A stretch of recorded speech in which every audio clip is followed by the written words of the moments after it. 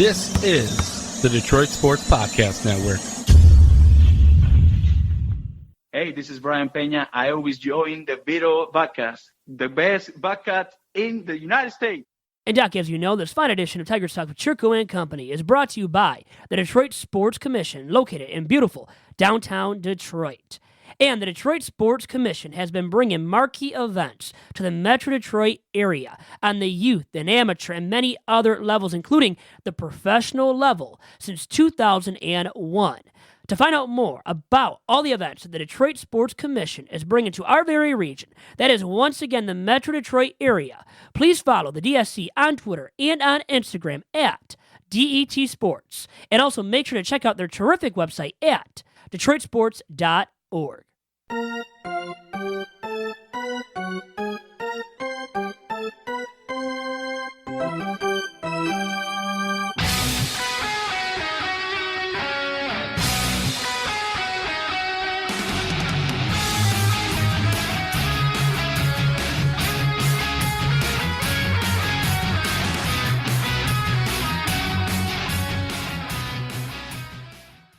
And welcome to the latest and freshest edition of Tigers Talk with Chirco and Company. I am your host, Vito and Chirco, alongside my usual sidekick and broadcast partner in fun.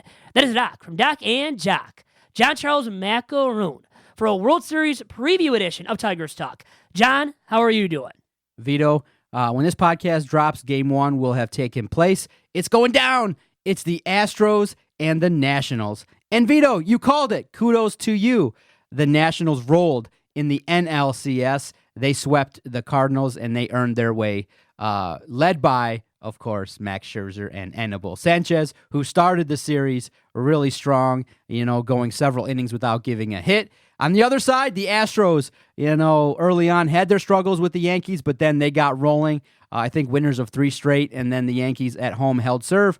But then you go back home, and what better way for Justin Verlander to get to the World Series? He gets to see it again. Jose Altuve, he's gotten to experience it twice, not once, but twice.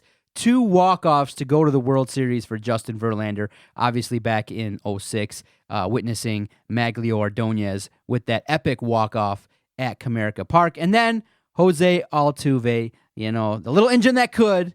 Many people definitely reflect on his stature and things like that. But bottom line, this dude can straight up ball, and he sent his team to the World Series. So us Tigers fans can sit here and go, it's going to be Justin Verlander celebrating or Max Scherzer and Anibal Sanchez celebrating. So as Tigers fans, you just continuously feel that pain, of not having that success with that rotation that did feature all 3. You had Verlander, Scherzer, and Anibal Sanchez in your rotation, and it did not work out in combination with Porcello, I think, and Price one year as well.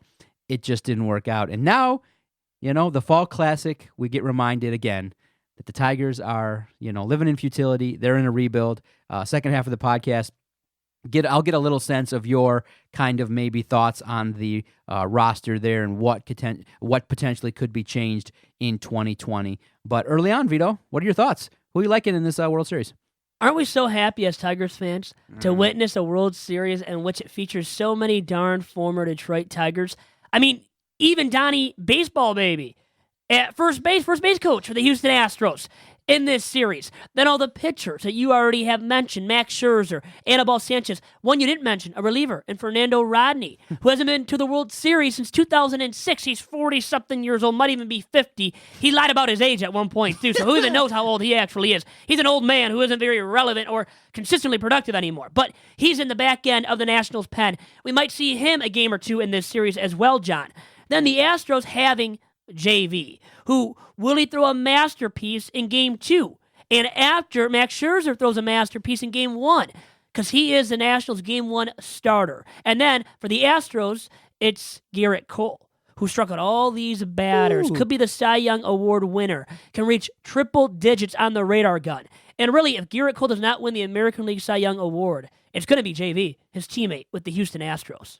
It's going to be a fun World Series. I think this one likely has the chance to go the full 7. I think it's going to be, and I think we deserve it. We deserve to see some great baseball. And the championship series were okay, but, real quickly there, how amazing was it that Altuve, walked it off and things like that? That was a good game, too. And did you see a lot of people online really reveled in the misery of the Yankee fans? The best one, though, I didn't go down the rabbit hole and watch all of the reaction videos, but some people in the Detroit media said it was just fun to do, to go online, probably via Twitter, and just go see how the Yankee fans just melted down. But the best one was Nick Turturro. He was so mad, and I featured it on our Twitter page at Detroit Podcast. He was in his hotel room, probably just, or in his room, hanging out, watching the game, and he's got, the Yankee pride, the NY shirt, and he's like, how could you let this happen? That's how you ended it?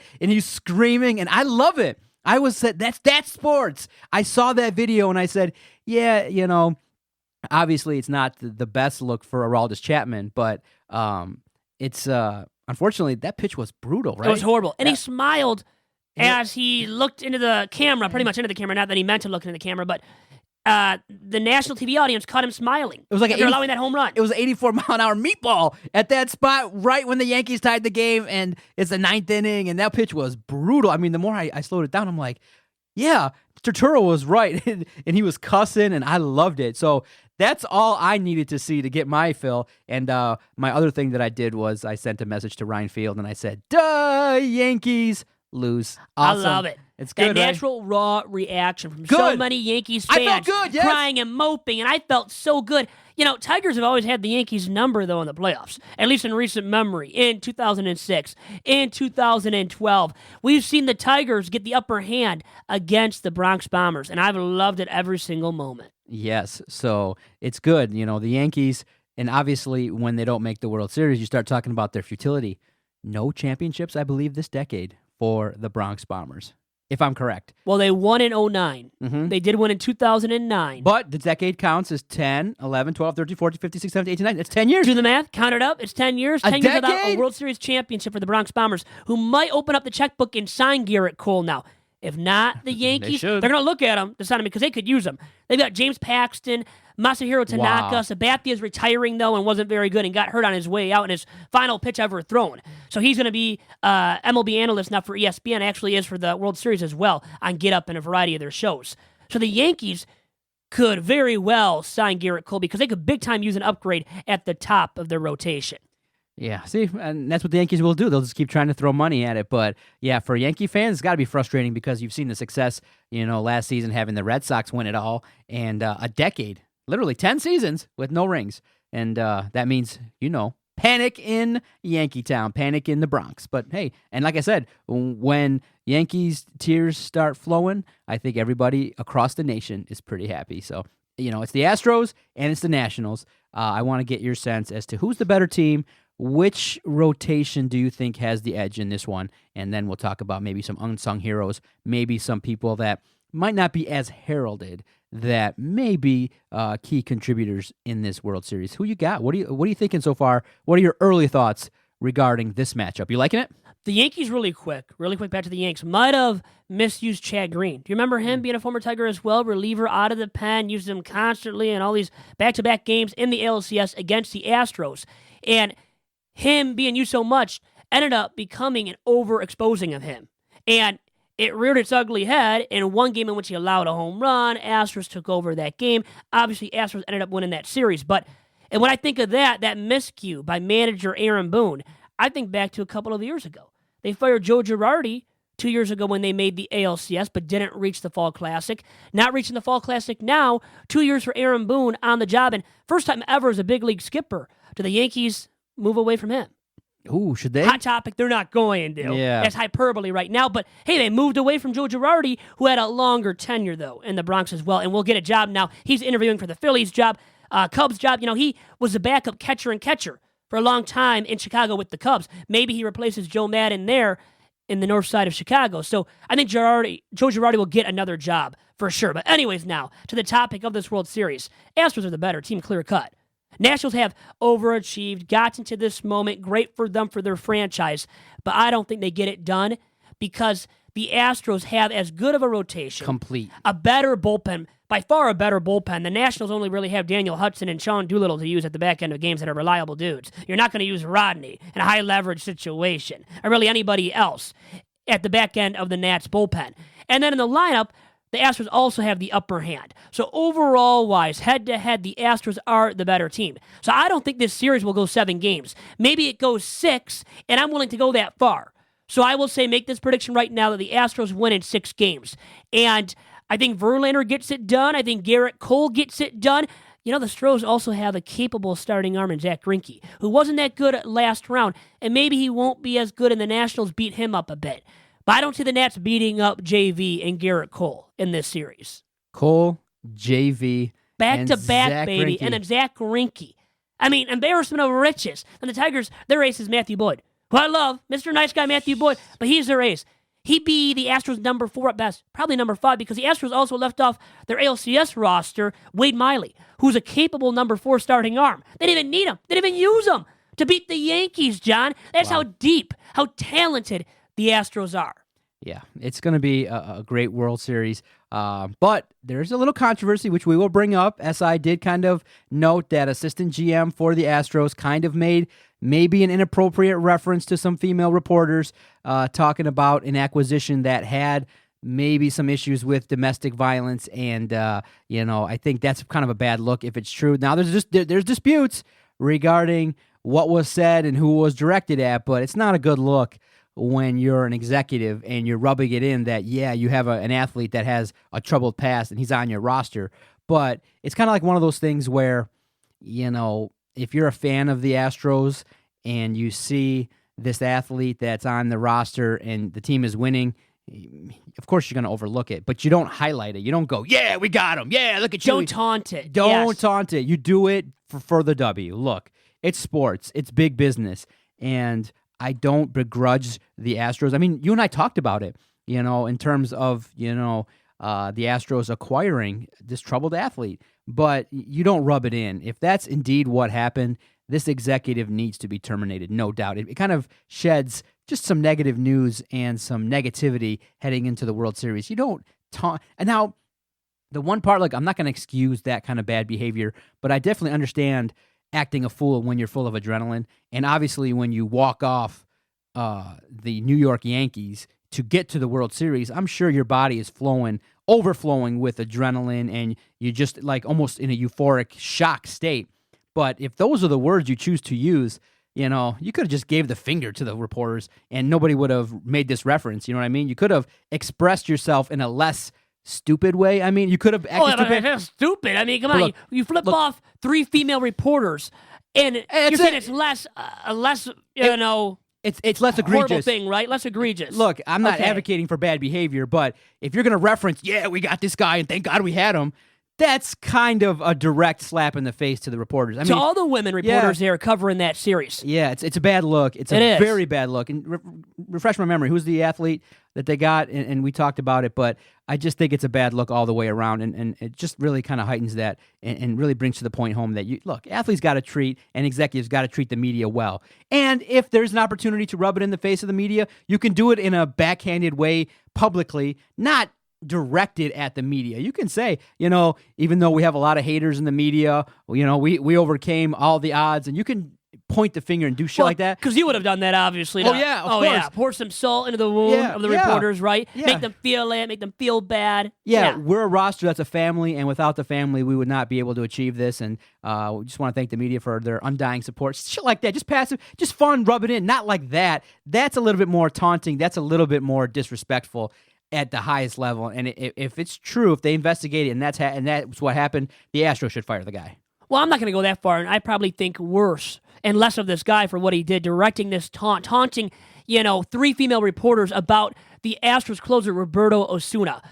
Roberto Osuna, who was accused of domestic abuse earlier. Astros acquired him. Great closer, great stuff. Got it done all season long. So, great acquisition.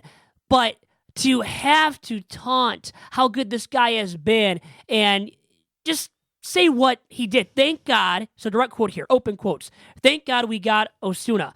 I'm so effing glad we got Osuna. Okay? Close quotes there. So he was excited. Express your excitement. You just made the Fall Classic. You have a great shot of winning it all for the second time in 3 seasons.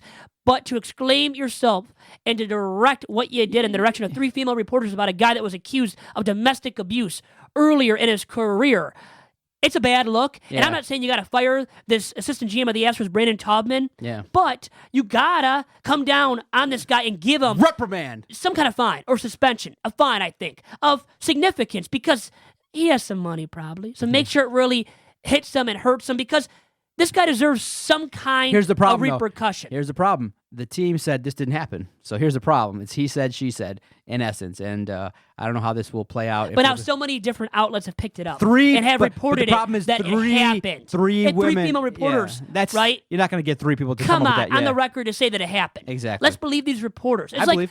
when it comes to accusers of this or that, believe the accusers, especially when there's a multitude of them. Yeah, 3. Piling up and saying that this happened At the same and time, was directed at them from this assistant GM of the Houston Astros. A bad look once again on his part. And subsequently, the Astros organization, John. All right, nuts and bolts.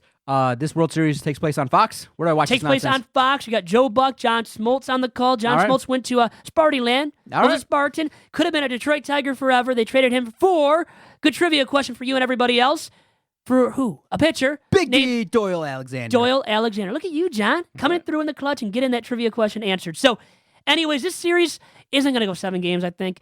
I think it will go 6, broadcast in its entirety on Fox and also on ESPN Radio. Dan Schulman and Chris Singleton on the call. Yeah, and I think look for the usual suspects. Jose Altuve will be a contributor. Altuve, 13 bombs in his postseason career. Guess how tall he is? I don't even know. How tall are you, by the way? Because you're real close to Jose Altuve. Yeah, I'm shorter than Jose Altuve. You are? Okay, so you're 5'4". You're 5'4"? 5'4", 5'5" on a good day. So really 5'4". Okay, with some high heels on or something like that. Some big boost. Maybe you're 5'5", but elevators, they say. Elevators. Right? I need some elevators too. But Altuve's 5'6". Oh, 6. 5'6", man. I thought I was gonna give him like some credit and say it was 5'8", 5'9". Then I looked it up, and my brother also looked it up and told me 5'6" for Jose Altuve, who has 13 bombs in his postseason career, John, from a little dude, a guy that was told, "Hey, you're not tall enough" at one point. Here's a really quick anecdote from this individual on Twitter. His handle is Don Harris4, and he says here, Astros scouts sent Altuve home, cut him at a tryout, and I think in Venezuela, and he was said to be too short, and these scouts also did not believe he was 16 at the time. And Altuve, though, came back the next day, and they said in response to scouts, "We cut you." And then he said, "No, you didn't see me play. You need to give me a chance," and brought his birth certificate as well. So the power of perseverance, man, right? When you believe in something, believe in yourself, God, that's a great story right there to motivate all the other small dudes out there, not as small as me, but the 5 foot plus dudes that have some game. If you can play the game of baseball, man, they will find you nowadays. So don't give up your dream. Yeah, so what you're saying is Jose Altuve, 5'6", John Macaroon, 5'5", Vito Chirco, 5 feet tall, and we're part of Sports Illustrated being podcasters. It's the year of the short person. The year of the short person. 2019. And for me, the little person, not even close to 5 feet tall, really. I wish I was 5 feet tall with the elevators, too. Maybe 5'1". How about that? Give me an inch. Vito like you give Chirco, yourself an inch. It's the year of the short person, man. It is, man. We're taking Persevering over. and coming through in the clutch, like Altuve off of. And I love seeing it happen against Aroldis Chapman, man. Yeah, it was and good. then Chapman smiles again for some odd reason. I think How he was that in image shock, came too. to be. Yeah. He was in total shock, I think. Yeah. But you got to really respect Jose Altuve and his game. And Verlander himself has come out, and after that game, after that home run from Altuve, said, "I love you, man." And he loves Altuve as a player, but also as a person off the field. Seems like a great dude off the field. If the Nationals are to win the World Series, does it have to start with their pitching? Does it just have to? Scherzer and Sanchez. Pitching has to go deep. Sanchez, Scherzer, all their guys have to go deep. Corbin, Strasburg. Corbin might even come out of the pen. He did in the NLCS a little bit against the Cardinals. So you could see a mixing of the starting arms in the pen because they need those guys used out of the pen because their pen is so cruddy. Once again, outside of arms, Daniel Hudson and Sean Doolittle at the end of games, and Doolittle looked really good last series and the best he has looked in a while. But you can't trust a lot of those dudes at the back end of games out of the Nats pen. Offensively, obviously, we had a chance to cover the Tigers and see the Astros up close and personal. They destroyed the baseball against the Tigers, so you can't take away a lot there. But the Astros do have prowess offensively. In terms of what the Nationals bring to the table, do they have a weapon that potentially the Astros have to worry about offensively? I think they're young dudes, but Anthony Rendon, first and foremost, who could be, maybe should be the NL MVP. He's a favorite along with Cody Bellinger for that award in the National League. Outside of him, though, I would say two young dudes in outfielders, Victor Robles and also Juan Soto, the 20-year-old phenom. Soto and Rendon could very well carry the Nats to a World Series championship. And I think if the Nats win it all, those three dudes that I just mentioned, at least 2 out of the 3 have to be productive in this series. All right, Vito, hit us with your prediction. Tell our listening audience, the audience of the Tigers Talk podcast, break it down. Who do you think wins it all? I'm going to tell you right now who is going to win, who is for sure going to win. Houston Astros. The Astros in 6 games, like I said before, Verlander and Cole are magnificent. Nats can barely hit those dudes. I still think, though, the Nats will bring the pitching, but in the end, their bullpen will falter and will become the reason why they lose this series. Give me the Astros as well, but I do give credit to the Nationals for what they have. You also have to take into account the hot team. And the Nationals, coming off of a sweep, do they fall victim similar to the Tigers where some time off maybe hurts them, whereas the Astros recently, had a victory against the Yankees. But I think by and large the numbers dictate that the matchups dictate that the Astros will come away victorious, giving Justin Verlander his 2nd World Series championship in 3 seasons. So kudos. It's going to be a fun World Series. I hope there's a lot of drama, maybe some extra inning situations, some walk-offs. We hope that there's a lot of good storylines in this World Series to cap off the 2019 season. All right, bringing it back to the Tigers. Just want to get your sense of kind of now what's going to take place in the offseason and where you think this team probably realistically should start. Now, I do think that in starting this, you recognize that a lot of the moves that were made, Al Avila last offseason brought in guys that unfortunately just didn't work out. Harrison and Mercer, you dropped a lot of money. Some serious change was dropped on some free agents. Now, for a team that doesn't have a lot to spend, to kind of waste $15 million is kind of really a knock against Al Avila. But if you look at it in terms of, bringing it back to the World Series, the Tigers are kind of building in the Astros way. The Lions are building the Patriot way. The Tigers, in essence, are building the Astros way. They're stinking up the joint for several years, racking up high draft picks, and obviously, I think if you just want to start with the draft, this draft that's going to take place, obviously, when it does, the Tigers are going to have to address the power bats. They're going to have to infuse the culture, infuse the minor league system with bats and individuals that have proven power and can play an infield position or an outfield position. They're going to have to, field positional players. They're stocked with arms. They have, some weapons there that could come up even as soon as 2020. But by and large, this draft upcoming, and obviously they've earned securely the number 1 pick. They have earned. What a way of putting it. We watched it. They really have earned. Yeah. They earned it, the number 1 pick. So I do think that there's opportunities there. But just in terms of your thoughts now in this offseason and the draft, where do you think the Tigers can realistically start in terms of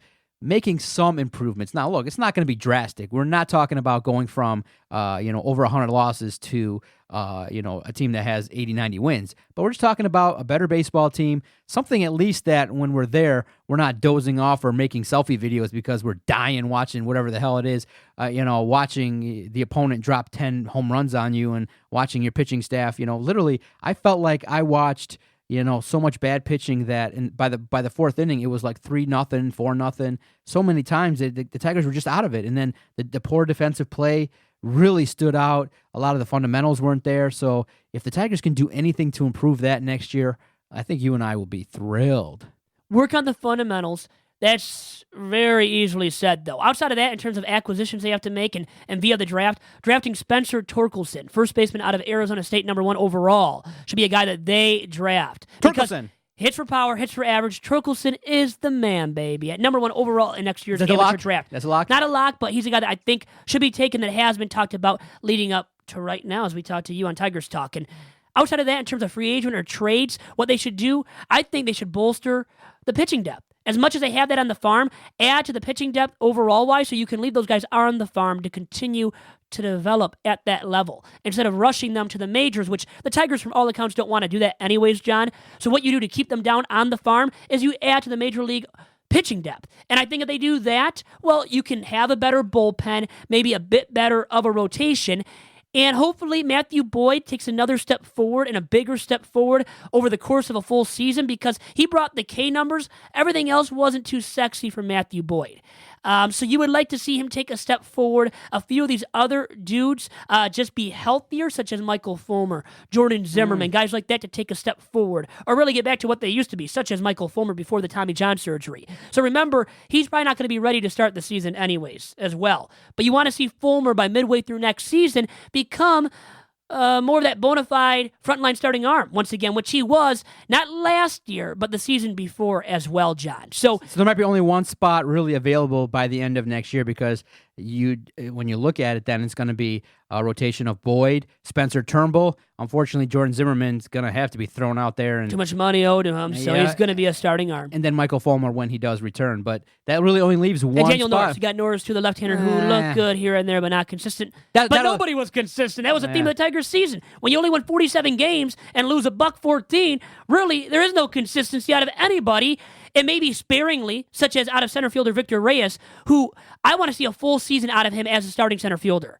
That's a big thing for the Tigers going into next season as well, John, that I want to see out of Reyes. More ABs given to him, and more ABs clear-cut given to him than Jacoby Jones, who might be a decent fourth outfielder. But we've seen enough out of him now, John, to say that Jacoby Jones is not a full-time starting outfielder, I think. And even his defense wasn't as good last year. So all of that added up, Jacoby Jones, best case scenario, a fourth outfielder, and I want to see Victor Reyes start in center field come opening day. Victor Reyes. I just want to see some competitive baseball. I want to see something that's exciting. Give us some positives, Tigers, at the major league level, which there just wasn't much of that in 2019. Real quickly before we get out of here, let's at least acknowledge what the Tigers did do in 2019. Who do you think was the most improved player? The player that started the year, that maybe struggled, but when he maybe was brought up, was it Jake Rogers? I mean, he came up and started doing some things well. Didn't do enough, though. Like Willie Castro didn't do enough of those young guys that were on the scene for the first time. Did anybody improve to a level where you said, okay, you know what? From where he was to where he's at now, somebody that could maybe take a step? Reyes took strides at the plate. Okay. Want to see more power out of him now, and next year maybe we'll see that out of Victor Reyes. So I would say he would be the position player. For me, it would be Spencer. Sure. For me, it'd be Spencer Turnbull. I think look good in the first half, but not as great down the stretch in the second half. Yeah, but how much really credit do you, or how much do you really weigh in the second half? Because by then you're checked out. It's just losing. I do think that he's, from where he was to where he ended up, he securely earned a spot. I think that you can say, all right, let's pencil in Turnbull for the rotation. So I think he improved a little bit, from where the season started. But yeah, maybe he didn't finish the season as well. But what about Matthew Boyd? Do you think that? How about our boy Buck Farmer? Look good out of the pen. Most effective reliever from start to finish, because once they dealt Shane Green, he for sure became their most effective reliever almost by default because of a lot of stinko performances out of Joe Jimenez and the rest of those back end of the bullpen guys. Jimenez regressed. If you want to bring up a guy that regressed, I know I'm being negative now, and I'm negative Nilly here about the Tigers as I usually am, but Jimenez wasn't good enough. For a young guy, there's still hope for him, but he regressed big time in 2019. As well as Candelario. Had to be in AAA, his batting average below 200 for most of the season. Not good enough at the plate. Defensively, looked solid even at first base because they started playing him there much more consistently down the stretch. So maybe he's the first baseman of the future for the Tigers, but to be that, he's got to pick up things at the plate as well. So you're discounting Jacoby Jones, huh? Who returned from injury? He's a fourth outfielder. Yeah, he looked good at times. Maybe a trade target for more, maybe another trade target? If they can deal him for some, I don't know, for what though? I mean, they need hitting really, so for a guy that's an upgrade at the plate, but they're not going to get that by trading Jacoby Jones. You're just not going to get that for Jacoby, okay? Who's not consistent enough to warrant that kind of a return to get that huge upgrade at the plate at the major league level. Yeah, and the good thing is the Tigers won't strike out as much as they did in 2019. Well, in 2020. God, if they do, they'll set another team record. They set a major league record, team record. I mean, God. They need guys that, when the analytics are explored, do not have, just this K rate that's just so terrible that, they're just up there swinging at terrible pitches, that they do have something in the neighborhood of what we call plate discipline, right? Because of the fact that, it just seemed like probably starting at the top with Miguel Cabrera, he towards the end of the year, he was just doing his thing. He was swinging and everything, and it trickled down, and the offense just struggled mightily. Now, I know it wasn't sexy to you, but we'll end on this. Did Miguel Cabrera's mini resurgence at the end of the year do anything for you where, with 5 games remaining, 2 home runs? Here came the power!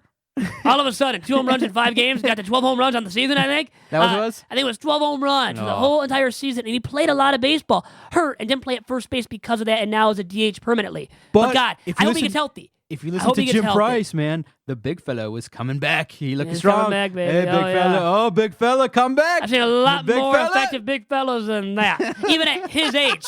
Okay, advanced stage in his career. But I expect more out of Miguel Cabrera, making $30 million annually until 2023. I think that's the my favorite part of team guys that work for the radio stations and cover the games is like the Tigers will have lost like 8 of 10 games, and they finally win a game that they're not supposed to. Hey, let's come back. Look at that. They can put some together. And Jim Price, yeah, get him, big fella. Let's go. And they're all talking like, they try to put a spin on it where people listening that have a brain go, nobody's buying this shit, dude. The team sucks, Nobody will buy into it. It's like, hey, big fella, the Tigers, win a game against the Yankees. Yeah, now we can string some together and hopefully get a winning streak and take it on the road. And let's go, Dan. I love guys like Jim Price that do that. I think I would do it too. But you're being paid by the team to broadcast their product, remember? Yeah, I would do it too, but I see that's probably my biggest weakness is I would just chuckle at the end of it.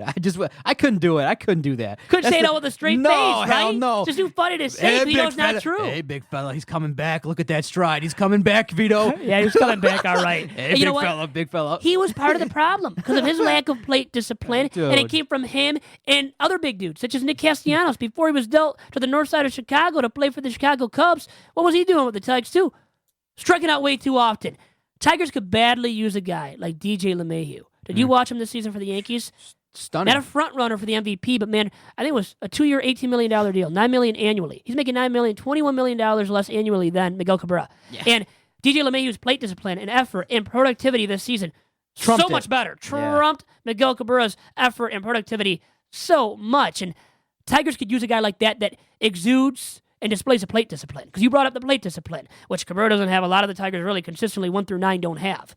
DJ LeMahieu, too bad they didn't look into signing him. A Chris Newell product. Big shout out to him, the manager of the Birmingham Bloomfield Beavers in the USPBL, a guy that trained LeMahieu as well. And LeMahieu, a local product. He's from Bragg Alley School. My alma mater's rival in the Catholic League, Birmingham Brother Rice. So too bad the Tigers didn't get their hands on LeMahieu, but they didn't care about signing a guy like that. There's no money like that. No money to give out to an upgrade like that at the major league level because they wanted to tank, to suck it up as much as possible, to get that number 1 overall draft pick yet again. And hopefully they take, once again, here's the name right now to take, Spencer Torkelson out of Arizona State. And a hell of a last name right there out of the first baseman from Arizona State. Yep, and from here on out, we will go bi-weekly with Tigers Talk. I think the next time, at this point, right? Yep, we'll recap the World Series, and in future episodes of Tigers Talk, we will give out our awards, and we'll recap and review again this season, covering the Tigers, what we liked, what we didn't like, some players to watch for next year, obviously preparing for the draft. So the coverage continues here on the Detroit Sports Podcast Network. Vito and I are credentialed media.